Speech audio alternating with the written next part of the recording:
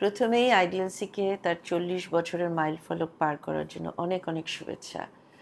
আমি আমার প্রায় 33 বছরের ক্যারিয়ার, তার মধ্যে 23 বছরই আইডিএলসির সাথে।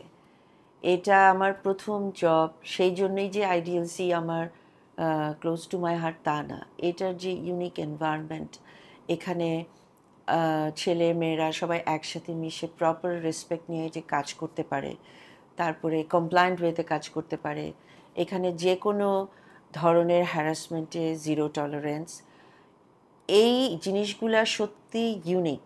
এইরকম একটা অর্গানাইজেশন বাংলাদেশে এখনও আছে এবং সে 40 বছর ধরে সে কিন্তু এই জিনিসটা কন্টিনিউ করতে পারছে। এখনও আমরা মাঝে মাঝে আইডিএলসির কথা শুনি, সবাই আমার সাথে যখন কারো দেখা হয় আমি আইডিএলসিতে কাজ করি, সবাই যেভাবে আমার দিকে রেসপেক্ট নিয়ে তাকায় যে আপনি আইডিএলসিতে ছিলেন, আইডিএলসির হেড অফ এইচআর ছিলেন। I am feeling extremely privileged. আমি একসময় এটার পার্ট ছিলাম এবং এটার এই গ্রোথ ডেভেলপমেন্টের পিছনে কিছুটা হলেও আমার একটু কন্ট্রিবিউশন ছিল।